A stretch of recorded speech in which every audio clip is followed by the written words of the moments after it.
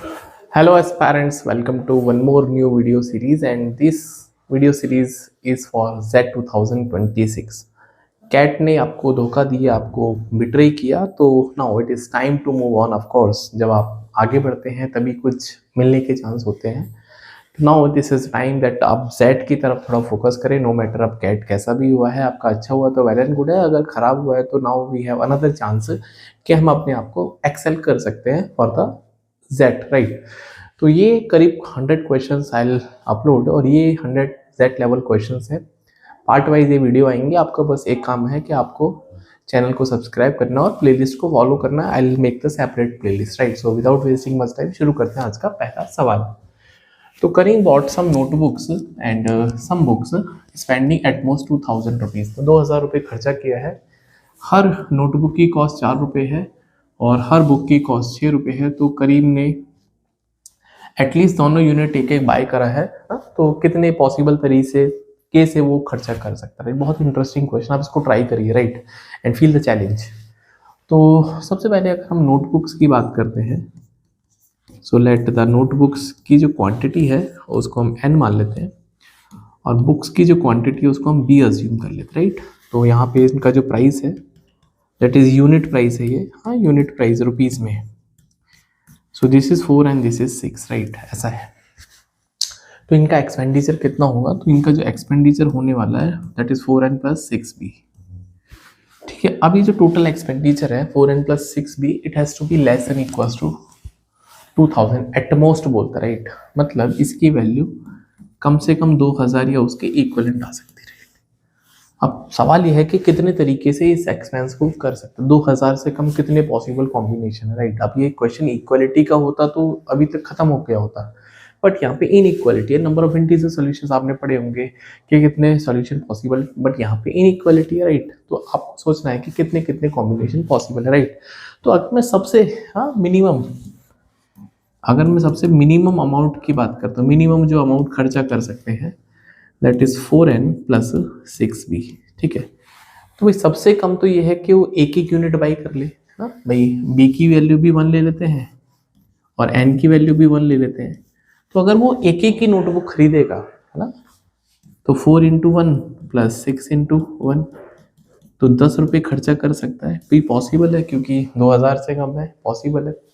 मान लेते हैं आपने b की वैल्यू को 2 ले लिया, n की वैल्यू को 1 ले लिया, मतलब बुक आपने 2 ले ली और नोटबुक 1 ले ली। तो अगर आपने बुक 2 ले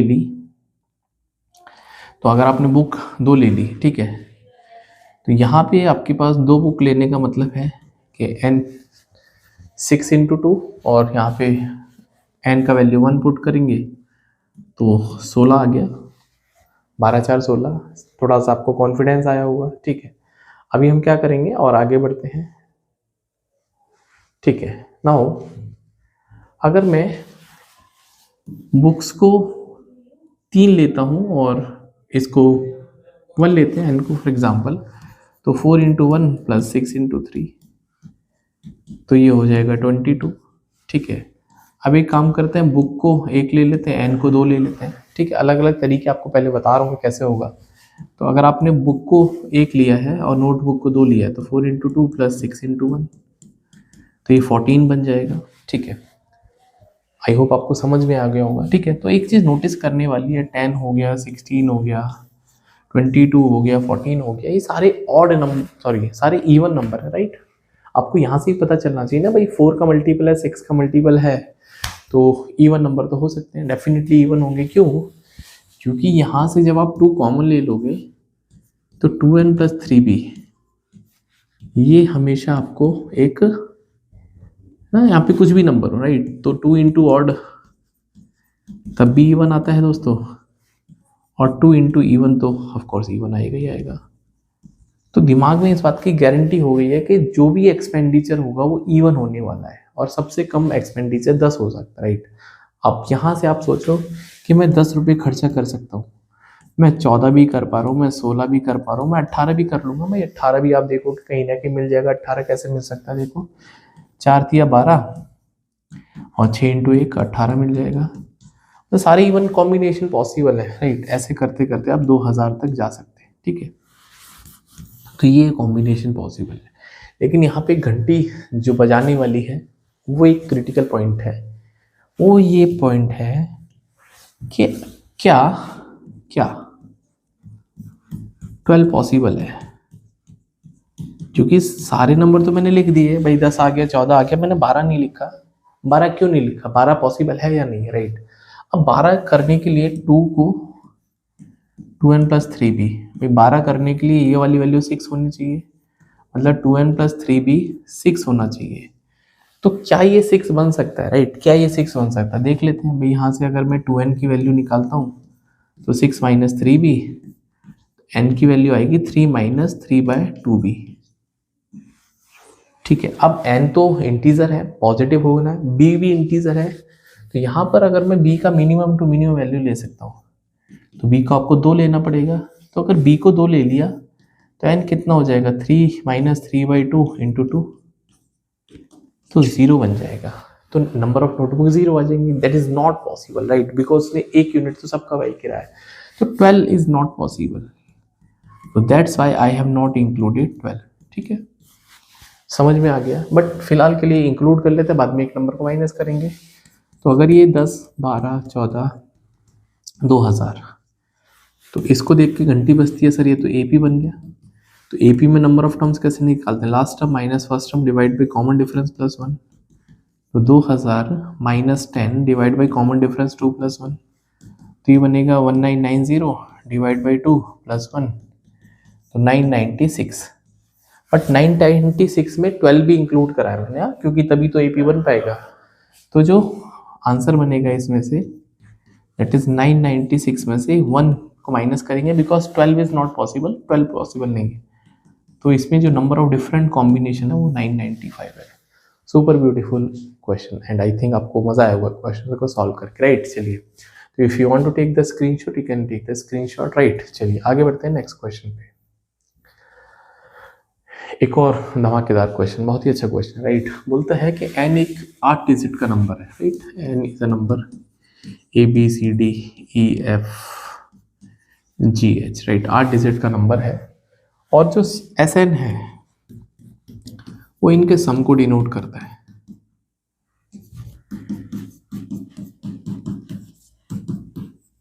वो इनके सम को डिनोट कर सकता है, राइट। तो सम ऑफ डिजिट्स, राइट, और n + Sn का जो वैल्यू आपको दे रखा है, that is given to us 1 3 2 5 2 3 8 5 6 7 8। तो 1000 10,000 लाख 10 लाख, करीब ये 10 करोड़ हो गया ना, 10 करोड़ हो गया, क्योंकि 10 की पावर 7 1 मिलियन होता है, राइट, 1 करोड़। तो ये भी जो भी है, मतलब उसमें हमको 10 के आगे 1 के आगे 8 जीरो लगाना, राइट। तो सवाल ये है कि सर ये क्वेश्चन कैसे सॉल्व होगा, राइट, क्योंकि आपको सम ऑफ डिजिट, आपको इसका 10th डिजिट फाइंड आउट करना, मतलब मेरे अकॉर्डिंग इसमें आपको जी का वैल्यू फाइंड आउट करना, जी कितना हो सकता है, राइट। तो इंटरेस्टिंग क्वेश्चन है। 10th डिजिट पूछा है तो मतलब कुछ ना कुछ तो लोचा है 10th के बारे में, या फिर उससे ऊपर की कोई डिजिट ऐसी होगी जिसकी जरूरत शायद से पड़ेगी नहीं, राइट। और ये जो है ना, ये जो है ये नंबर 10 की पावर 8 दे रखा है, राइट, मतलब वेरी क्लोज टू। अगर मैं, आप सोच के देखो कि अगर मैं सबसे मिनिमम वैल्यू की बात करता हूँ तो सबसे मिनिमम वैल्यू 8 डिजिट का जो हो सकता है, ये हो सकता है 1 2 3 4 5 6 7 8, ठीक है। और अगर मैं इसका Sn लूँगा मिनिमम टू मिनिमम, तो 1 आएगा। तो अगर मैं इनको ऐड करता हूँ तो क्या मेरे को ऐड करके चांसेस हैं कि मेरे को इतना बड़ा नंबर मिल जाए, ये मुझे मिलेगा 1 2 3 4 5 6, है ना, 1 ऐड करेंगे तो 3 4 5 6 1। तो क्या ये इसके नज़दीक भी है? नहीं भाई साहब, ये तो बहुत दूर है, मतलब नॉट पॉसिबल, ये तो मिनिमम केस है, राइट। और अगर मैं इसको मैक्सिमम कर सकता हूँ तो सबसे बड़ा जो नंबर आपके दिमाग में आ सकता है 4 5 6 7 8, तो उस केस में Sn कितना हो जाएगा 9 × 8, क्योंकि 9 + 9 + 8 72, ठीक है। तो आप ये सोच के देखो कि इस केस में Nmax + Sn कितना आ सकता है। तो इस केस में जो नंबर आएगा 3 4 5 6 7 8 + 72, तो 9 2 11 और 7 और 9 16 और 1 17, और ये 0 0 0 0 0 और 1 भाई 0 0 0 0 0 0 4 0 5 0 6 0 3 4 5 6 7 8 3 5 7 8 9 एक और 0 आएगा राइट। 1 2 3 4 5 6 7 8 9 राइट। तो यहाँ पे ये पॉसिबल केस नहीं है। क्यों नहीं है पॉसिबल केस, क्यों नहीं है? आप सोच के देखो कि यहाँ पे अगर मैं सबको 999 ले लेता हूँ तो इनका सम ऑफ डिजिट अगर मैं ऐड करूँगा तो वो क्रॉस कर जाएगा हमारे रिक्वायरमेंट को, है ना भाई। आपको तो इससे ऊपर जा ही नहीं सकते, ठीक है ये। तो you have to just keep yourself until this 10 की पावर 8 राइट। तो फिर क्या करेंगे राइट। लेकिन थोड़ा लॉजिक तो समझ में आ गया कि यार ये नंबर इसी के आसपास का होगा राइट। तो अगर मैं इस बात को समझ पा गया, ठीक है, तो वी हैव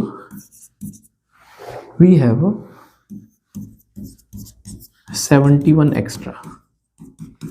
ये 71 एक्स्ट्रा है और इसी को अगर मैं गायब कर दूंगा तो मेरा काम चल जाएगा राइट।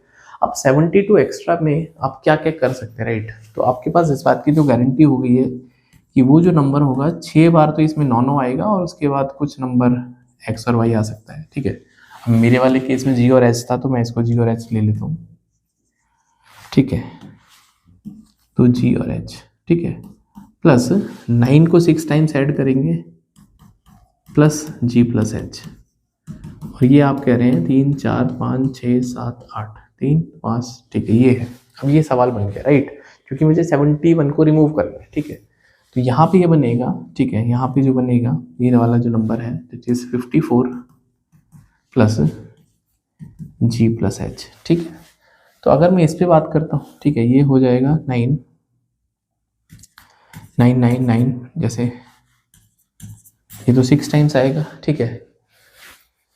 इसमें 00 प्लस 10G प्लस एच, ऐसे लिख सकते हैं इस नंबर को, कोई दिक्कत वाली बात नहीं भाई। जैसे मान लो हमको 231 लिखा है तो मैं इसको 230 प्लस 1 लिख सकता हूँ, या 200 प्लस 30 प्लस 1 भी लिख सकता हूँ, one and the same thing भाई। जो नंबर है उसके आगे उतने 0 चिपका दो राइट।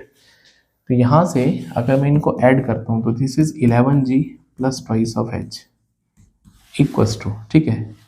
तो ये बनेगा 1 2 3 4 5 6 7 8, उसमें से माइनस करेंगे 2 3 4 5 6 2 0, तो 0 0 यहाँ पे बचेगा 1 0, ठीक है भाई। 10 में से 9 गए 0, 10 में से 9 गए 1, फिर 9 में से 9 गए 0 0 0 0 0, ठीक है। अभी इसमें आपके पास 54 और है राइट, 54 और है। तो इस 54 को भी जब मैं इधर ले जाऊंगा तो व्हाट आई कैन से कि 11G plus twice of H equals to 54, क्योंकि 100 माइनस 54 इज एक्चुअली 46 राइट। अब ये 46 आएगा, ठीक है। तो अब ये सवाल ये बच गया है। तो now 11G plus 2H equals to 46। तो आपके पास G का और H का मैक्सिमम मतलब यूनिक सॉल्यूशन होगा, तभी इसने क्वेश्चन पूछा राइट। तो यहाँ से अगर मैं 2H equals to 46 minus 11G, यहाँ से H equals to 23 minus 11 upon 2 into G. अब क्योंकि G और H डिजिट है तो 9 से ऊपर तो नहीं जा सकते राइट। तो अगर ये 9 से ऊपर नहीं जा सकते तो क्या पॉसिबल सॉल्यूशन यहाँ पे दिमाग लगेगा राइट। तो जो G का वैल्यू है वो 2 का मल्टीपल होना चाहिए। तो 2 का मल्टीपल अगर मैं 2 ले लेता हूँ, हाँ G को अगर मैं 2 ले लेता हूँ तो उस केस में H जो है वो 11 आ जाएगा, जो कि पॉसिबल नहीं है क्योंकि 9 से ऊपर तो जा ही नहीं सकता।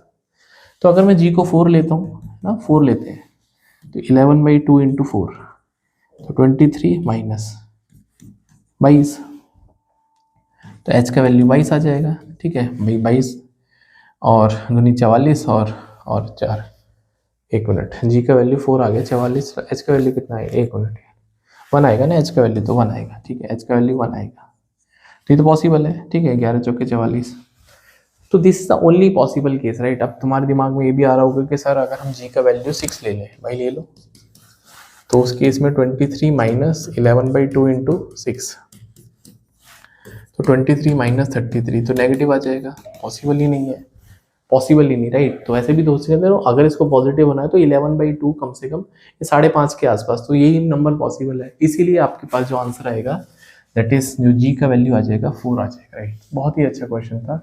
तो इस सवाल का आंसर आएगा 4। I hope you enjoyed the concept as well as the question right. So we have next question, right. तो नेक्स्ट क्वेश्चन आपके पास है, the mean median and the mode of 5 positive integer, right, का सब mean median mode सबका 10 value दे रखा है, right, और इनका यूनी मोड है, यूनी मतलब यूनिक मोड है, और रेंज उनकी 15 दे रखी है। रेंज मतलब मिनिमम और हाईएस्ट जो वैल्यू है उनका डिफरेंस 15 है, राइट। ओके, तो रेंज का मतलब होता है सबसे छोटा और सबसे बड़ा नंबर, उनका डिफरेंस 15 है। तो कितने तरीके से डिफरेंट वैल्यूज पॉसिबल हैं फॉर द लीस्ट नंबर, जो सबसे छोटा नंबर हो वो कितने वैल्यूज ले सकता है। बहुत ही इंटरेस्टिंग क्वेश्चन। तो मान लेते हैं आपके पास 5 नंबर है, ABCDE, एंड लेट उनको अरेंज कर लेते हैं इस तरह से, ठीक है। अब इक्वलिटी तो हो नहीं सकती, क्यों? इक्वलिटी इसलिए नहीं हो सकती, तो दो की ही इक्वलिटी हो सकती है, क्यों? क्योंकि यूनी मोड दे रखा है, राइट। तो मतलब इनको इंक्रीजिंग ऑर्डर में अरेंज कर लिया फॉर एग्जांपल, ठीक है। इंक्रीजिंग या डिक्रीजिंग आप किसी भी ऑर्डर में अरेंज कर सकते हैं, क्योंकि आपको मीडियन निकालना है। मीडियन निकालने के लिए you have to arrange the number in the ascending order, descending order, right. चलो, तो इनका मीडियन 10 दे रखा है, मीडियन 10 दे रखा है, मतलब बीच में नंबर 10 आएगा। ये भी समझ में आ गया सर, बिल्कुल सही बात है।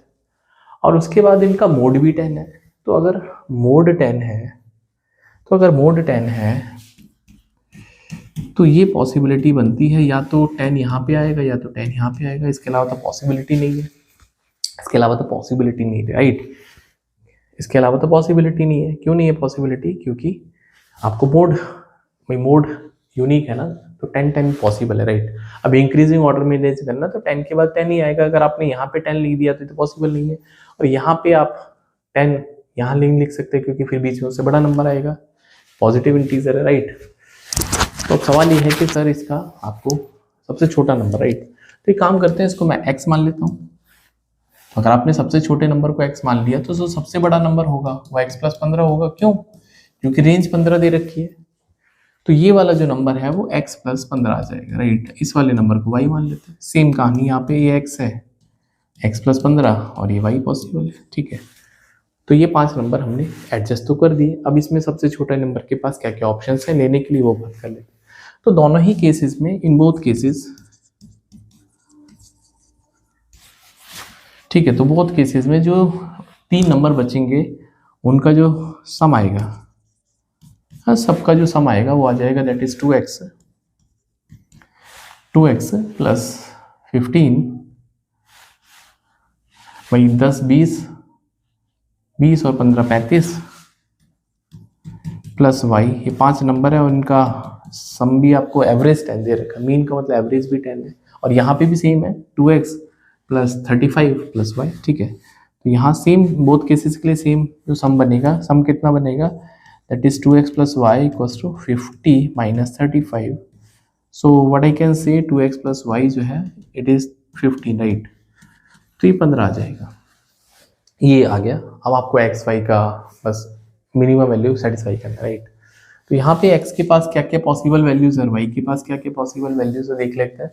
तो हर केस में y को बड़ा होना पड़ेगा, y has to be greater than x also, right. y has to be greater than equals to x, और x + 15 से छोटा होगा y, राइट। चलो देख लेते हैं। तो क्या मैं y को 1 ले सकता हूँ? भाई पॉजिटिव इंटीजर है तो y को तो 1 नहीं ले सकते, क्योंकि फिर इसको कम से कम 0 लेना पड़ेगा, राइट। क्यों? भाई ये 1 हो गया तो ये 1 से छोटे ही हो, अगर ये 1 भी नहीं हो सकता क्योंकि फिर मोड 2 हो जाएंगे, समझो इस बात को। तो कम से कम अगर मैं y को 2 ले लेता हूँ, तो y को 2 लेने से 2x = 15 - 2, x का वैल्यू 13/2, पॉसिबल नहीं, इंटीजर नहीं आएगा, तो ये पॉसिबल नहीं है। y का वैल्यू 3 हो सकता है क्या? हाँ 3 हो सकता है। तो 2x = 15, या एक काम ना करें, मैं यहाँ पे वैल्यूज निकाल के ऐसे देख लेता हूँ। तो आप ये कर लो, x = 15 -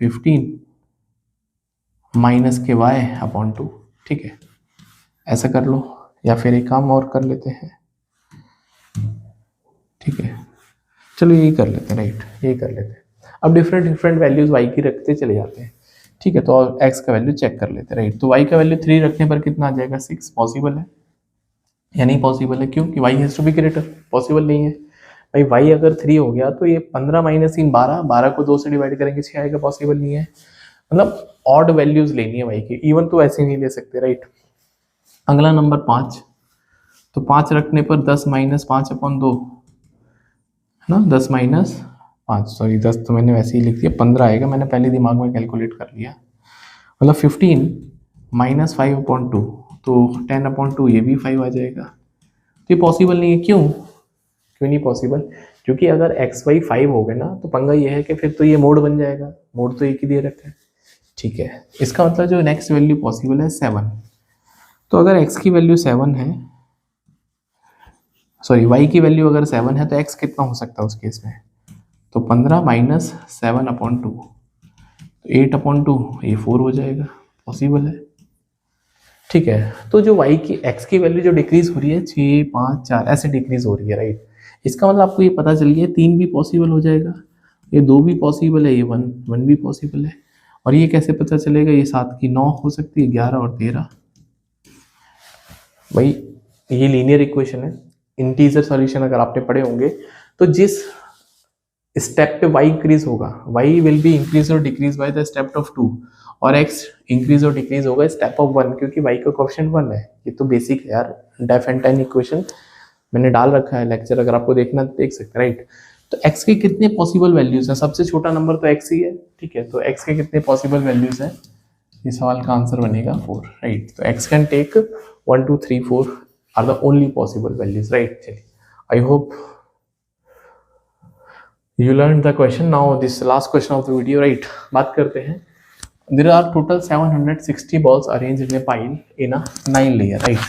तो 760 बॉल रखी हुई हैं, एंड द nth लेयर, यहाँ से पढ़ने वाली बात है, the nth layer from the top से nth लेयर, जहाँ पे n का वैल्यू 3 to 9 तक हो सकता है, has many balls as the sum of the balls in the layer above it. क्या मतलब है इस बात का? फॉर एग्जाम्पल, मैंने यहाँ पर n का वैल्यू 3 लिया, तो अगर मैं n की वैल्यू को 3 लेता हूँ, तो मतलब वो जो nth लेयर में उतनी बॉल होंगी, nth लेयर में उतनी बॉल होंगी जितनी उससे पहले ऊपर रखी है। तो nth लेयर मतलब थर्ड लेयर में 3 बॉल है, इससे ऊपर भी 3 बॉल होनी चाहिए। समझ में आया? तो अगर मैं फोर्थ लेयर बनाऊंगा तो मुझे यहाँ पर 1, 2, 3, 4, 5, 6 बॉल लेनी पड़ेंगी। क्यों? क्योंकि इससे ऊपर जो बॉल है वो 6 बॉल्स है, तो फिर यहाँ पे 6 बॉल्स होनी पड़ेंगी। ये सवाल बोल रहा है, आपको समझ में आ गया, राइट। तो उसके पास 9 लेयर्स है, उसके पास 9 लेयर है, और nth लेयर जिसमें 3 से लेके n की कुछ भी वैल्यू पॉसिबल है 9 तक, तो कितनी आपके पास नंबर ऑफ बॉल्स निकालने? 6, 7 टॉप से, उसमें number of balls in the given layer 6 और 7, राइट। देखो, तो 6 लेयर में है ना, 6 लेयर में हमें पता ही नहीं कितनी बॉल्स है, राइट। आई डोंट नो कितनी बॉल्स है, मान लेते हैं यहाँ पे दिस इज अ 6 लेयर, फिर उसके बाद 7th लेयर आएगा, ये 7th है, और ऐसे करते करते लास्ट में आपके पास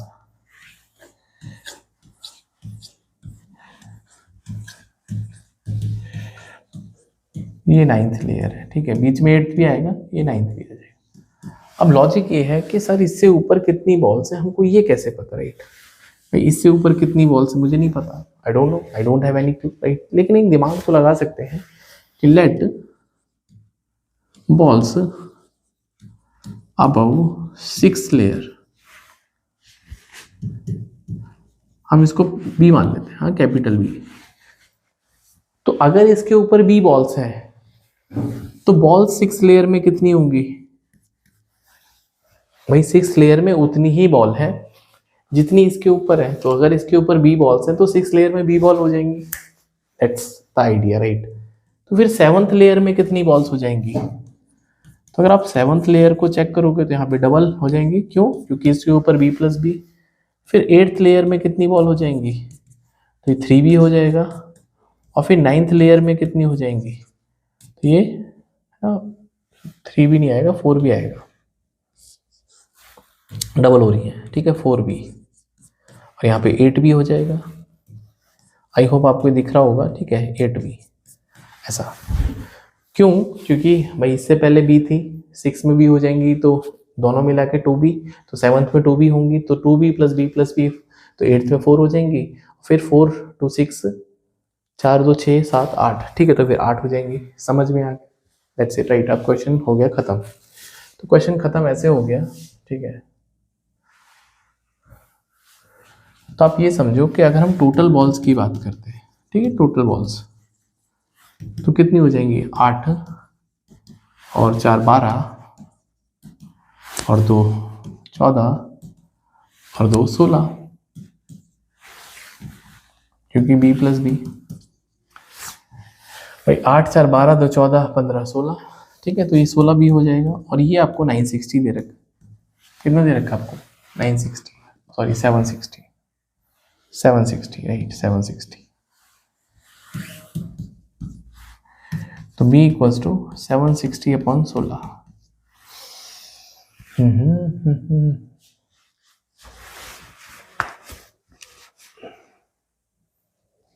तो 6 और 7 पे निकालना है क्या, 4 से तो डिवाइड हो ही जाएगा वैसे। 17 चौके 68, 18 19, 19 चौके 76, तो 4 चौके 16। यार ये तो मुझे लग रहा है डेसिमल में आ रहा है, कुछ ना कुछ तो पंगा है क्या, कुछ ना कुछ तो पंगा है। 760 का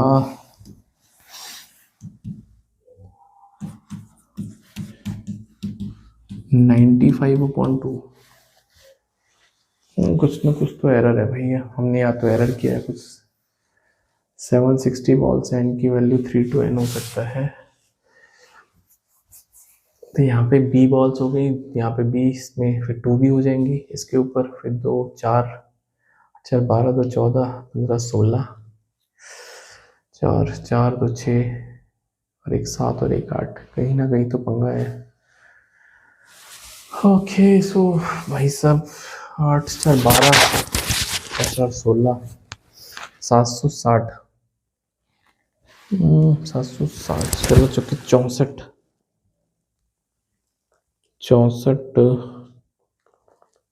12। मुझे लग रहा है यहाँ पे हमने नंबर ऑफ बॉल्स को क्वेश्चन में 768 होगा शायद से, चेक कर लेंगे क्योंकि क्वेश्चन में फ्लॉ है, क्योंकि ऐसा तो पॉसिबल नहीं। 768 करके देखते हैं, हो सकता है हमने यहाँ पे क्वेश्चन में एरर हो गया। 768, तो 768 पे कितना सेटिस्फाई कर जाएगा, ठीक है 768 कर लेते हैं। तो 768 पे हो जाएगा 4 से 192 और 4 से 4, हाँ 48, ठीक है यही आ रहा था 48, मतलब नंबर ऑफ बॉल्स 6 लेयर में 48 है, ठीक है। तो number of balls in 6th and 7th layer, तो अभी कितना आ जाएगा, ठीक है देखो भाई 6 में b है, 7th में 2b है, तो b plus 2b that is thrice of b, और b का वैल्यू 48 दे रखा है, तो 144 बॉल्स राइट। तो 7th और 6th लेयर में मिला के 144 बॉल्स, ये थोड़ा सा हमारा टाइपिंग एरर था या फिर कहीं ना कहीं हमने एरर तो किया right, 768। So that's all for today. अब ये क्वेश्चन सीरीज आपको कंप्लीट करनी है, 100 क्वेश्चंस मिलेंगे और ये 100 क्वेश्चन डेफिनेटली आपकी अंडरस्टैंडिंग लेवल को इंप्रूव करेंगे, ऐसा मेरा मानना है। And you have to just follow the playlist. So see in the next video, till then you can subscribe the channel. Bye, take care.